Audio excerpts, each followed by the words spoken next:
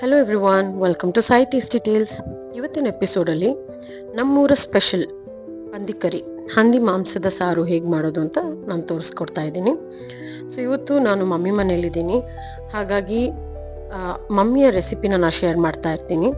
ಪಂದಿಕರಿ ಮಾಡುವ ವಿಧಾನ ಆಲ್ಮೋಸ್ಟ್ 90% ನಮ್ಮ ಕೊಡೋ ಜನಾಂಗದಲ್ಲಿ ಸೇಮ್ ಇದ್ರೂ ಒಂದು 10% ಆಚೆ ಈಚೆ ಸ್ವಲ್ಪ ವ್ಯತ್ಯಾಸ ಇರುತ್ತೆ.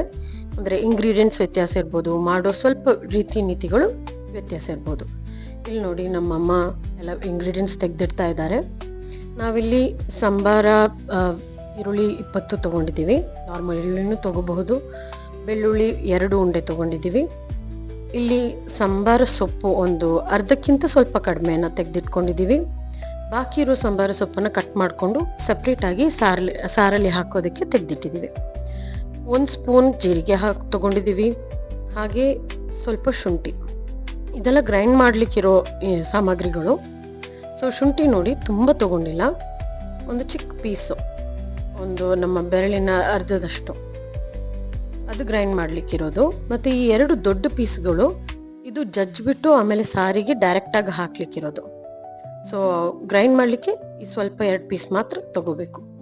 ಮತ್ತು ಸೋಂಫ್ ಅದು ಅರ್ಧ ಟೀ ಸ್ಪೂನ್, ಲವಂಗ ಒಂದು 4ರಿಂದ 5, ಮತ್ತು ಹಸಿಮೆಣಸು 9ರಿಂದ 10, ಅದು ನಿಮ್ಮ ಖಾರಕ್ಕೆ ಅನುಸಾರವಾಗಿ ತಗೋಬೋದು. ಸೊ ಈ ತಟ್ಟೆಲಿರೋ ಇಷ್ಟು ಇಂಗ್ರೀಡಿಯೆಂಟ್ಸ್ನ ನಾವು ಗ್ರೈಂಡ್ ಮಾಡ್ಕೊಳ್ಳೋಣ.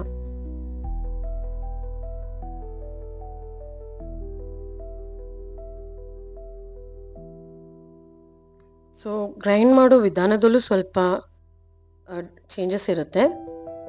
ಸೊ ಎಲ್ಲ ಇಂಗ್ರೀಡಿಯೆಂಟ್ಸ್ನ ಹಾಕ್ಕೊಳ್ಳೋಣ ಒನ್ ಬೈ ಒನ್. ಗ್ರೈಂಡ್ ಮಾಡುವಾಗ ಒಂದು ನೋಟ್ ಮಾಡ್ಕೊಳ್ಳಿ, ಪ್ಲೀಸ್ ಅದನ್ನು ಫುಲ್ ನೈಸಾಗಿ ಗ್ರೈಂಡ್ ಮಾಡೋಕ್ಕೆ ಹೋಗ್ಬಿಡಿ. ಕೋರ್ಸ್ ಗ್ರೈಂಡಿಂಗ್ ಮಾಡಿ ನೀರು ಸೇರಿಸ್ಕೊಳ್ದೆ. ನೀರು ಸೇರಿಸ್ಕೊಂಡ್ರೆ ತುಂಬ ನೀರಾಗ್ಬಿಡುತ್ತೆ. ಆದಷ್ಟು ನೀರಿಲ್ಲದೆ ಹೀಗೆ ತರಿಯಾಗಿ ಗ್ರೈಂಡ್ ಮಾಡ್ಕೊಳ್ಳೋಂಗೆ ಮಾಡ್ಕೋಬೇಕು. ಮತ್ತು ಆ ದೊಡ್ಡ ಪೀಸ್ ಶುಂಠಿ ತೋರಿಸ್ದೆ ಅಲ್ವಾ, ಅದನ್ನು ಈ ಥರ ಸಪ್ರೇಟಾಗಿ ಜಜ್ಕೋಬೇಕು. ಗ್ರೈಂಡ್ ಮಾಡೋದಕ್ಕೇ ತುಂಬ ಜಾಸ್ತಿ ಶುಂಠಿ ಹಾಕಿಬಿಟ್ರೆ ಒಂಥರ ವಿಚಿತ್ರ ವಾಸನೆ ಹೊಡೆಯುತ್ತೆ. ಸೊ ಹಾಗಾಗಿ ಅದನ್ನ ಸಪ್ರೇಟಾಗಿ ಜಜ್ಕೊಂಡು ಸಪ್ರೇಟಾಗಿ ತೆಗೆದಿಟ್ಕೋಬೇಕು.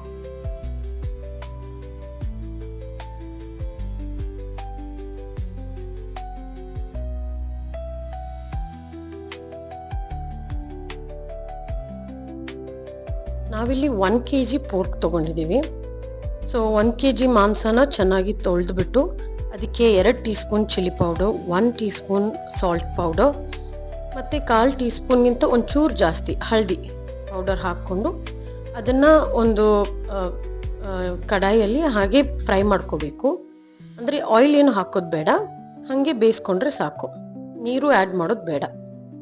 ಅದನ್ನು ಒಳ್ಳೆ ಬಾಡಿಸ್ಕೊಳ್ಳೋ ಹಾಗೆ ಅದನ್ನು ತಿರುಗಿಸ್ಕೋಬೇಕು. ಮತ್ತು ಅದಕ್ಕೆ ಸ್ವಲ್ಪ ಕರಿಬೇವು ಸೊಪ್ಪು ಮತ್ತು ಜಜ್ಜಿರೋ ಶುಂಠಿನ ಇಲ್ಲಿ ಹಾಕ್ತಾ ಇದ್ದೀವಿ. ಆಲ್ಮೋಸ್ಟ್ ಅರ್ಧದಷ್ಟು ಬೇಯೋ ಹಾಗೆ ಅದನ್ನ ಬಾಡಿಸ್ಕೋಬೇಕು.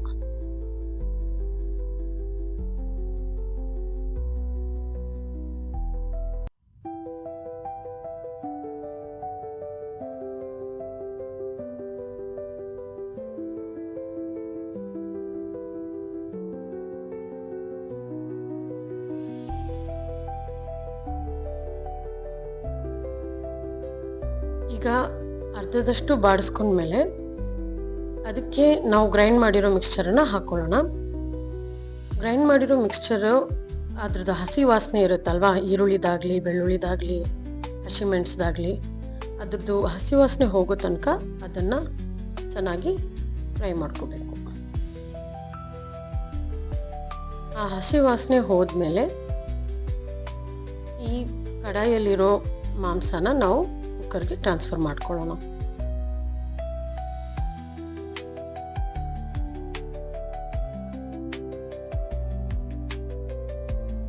ಕುಕ್ಕರ್ಗೂ ಕೂಡ ನೀವು ತುಂಬ ನೀರು ಹಾಕಕ್ಕೆ ಹೋಗಬೇಡಿ, ಒಂದು ಸ್ವಲ್ಪ ನೀರು ಹಾಕಿದ್ರೆ ಸಾಕು. ಇಲ್ಲಿ ಮಮ್ಮಿ ಮಿಕ್ಸಿಗೆ ಒಂದು 1/4 ಲೋಟದಷ್ಟು ನೀರು ಮಿಕ್ಸ್ ಮಾಡಿಕೊಂಡು ಹಾಕಿದ್ದಾರೆ. ಈಗ ಇದನ್ನು ಮುಚ್ಚಿಬಿಟ್ಟು 2 ವಿಷಲ್ ಆಗೋ ತನಕ ವೆಯ್ಟ್ ಮಾಡಿದ್ರೆ ಆಯಿತು. ಅಗೇನ್ ಅದು ನಿಮ್ಮ ಮಾಂಸ ಟೆಂಡರ್ ಇದ್ದರೆ ಅದು ಬೇಗ ಬೇಯುತ್ತೆ.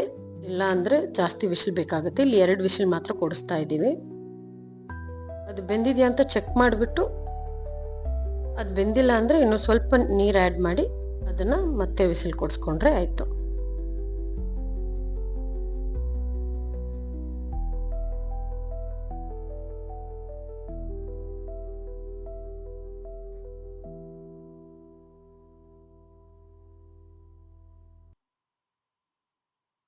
ಇಲ್ಲಿ ಅಮ್ಮ ಚೆಕ್ ಮಾಡ್ತಾ ಇದ್ದಾರೆ ಅದು ಬೆಂದಿದೆಯಾ ಇಲ್ವಾ ಅಂತ.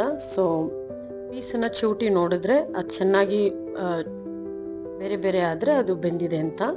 ಚಿವುಟು ನೋಡಿದಾಗ ಮಾಂಸ ಬೆಂದಿಲ್ಲ ಅಂದರೆ ಗಟ್ಟಿಯಾಗೇ ಇರುತ್ತೆ. ಸೊ ಆವಾಗ ಸ್ವಲ್ಪ ನೀರು ಆ್ಯಡ್ ಮಾಡಿಕೊಂಡು ಮತ್ತೆ ಕುಕ್ಕರಲ್ಲಿ 1 ಅಥವಾ 2 ವಿಶಿಲ್ ಕೊಡಿಸ್ಕೊಂಡ್ರೆ ಆಯಿತು. ಈಗ ಮತ್ತೆ ಇಲ್ಲಿ ಬೆಂದಿದೆ ನಾವು ಇದು ಹಂದಿ ಮಾಂಸ, ಹಾಗಾಗಿ ಅದನ್ನು ಅಗೇನ್ ಅದೇ ಕಡಾಯಿಗೆ ಹಾಕ್ತಾ ಇದ್ದೀವಿ. ಈಗ ಇಲ್ಲಿ ಮೇನ್ ಇಂಪಾರ್ಟೆಂಟ್ ಸ್ಟೆಪ್ಸ್ ಬರುತ್ತೆ, ಅದನ್ನು ಚೆನ್ನಾಗಿ ನೋಟ್ ಮಾಡ್ಕೊಳ್ಳಿ.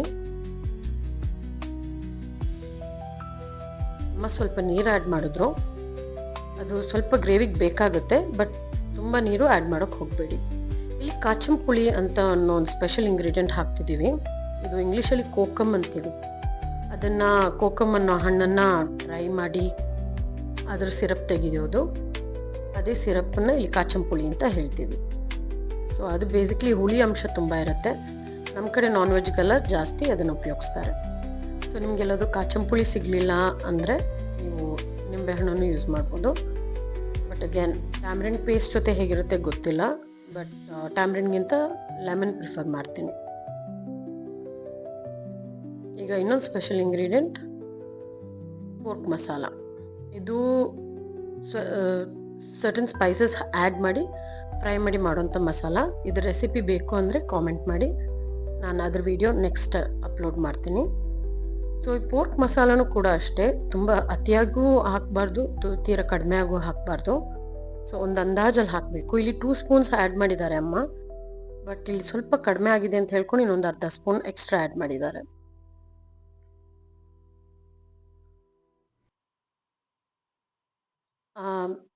ಬ್ಲ್ಯಾಕ್ ಮಸಾಲ ಏನಿದೆ, ಪೋರ್ಕ್ ಮಸಾಲ, ಅದು ಆ್ಯಡ್ ಮಾಡೋದ್ರಲ್ಲೇ ಎಲ್ಲ ಅದರ ಸ್ಮೆಲ್ಲು ಎಲ್ಲನೂ ಚೇಂಜ್ ಆಗಿಬಿಡುತ್ತೆ ಸಾರದು.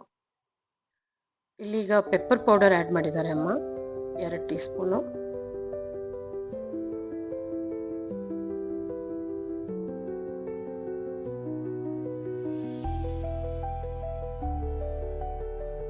ಸೊ ಈ ಸ್ಟೇಜಲ್ಲಿ ನೀವು ಟೇಸ್ಟ್ ಮಾಡಿ ನೋಡ್ಕೋಬೋದು, ಉಪ್ಪು ಬೇಕಾ ಹುಳಿ ಬೇಕಾ. ಹುಳಿ ಬೇಕು ಅಂದರೆ ಎಕ್ಸ್ಟ್ರಾ ಕಾಚಂ ಪುಳಿ ಅಥವಾ ನಿಂಬೆಹಣ್ಣು ಹಾಕ್ಕೋಬೋದು. ಅಮ್ಮ ಸ್ವಲ್ಪ ಉಪ್ಪು ಕಡಿಮೆ ಆಗಿದೆ ಅಂತ ಉಪ್ಪು ಹಾಕೋತಿದ್ದಾರೆ.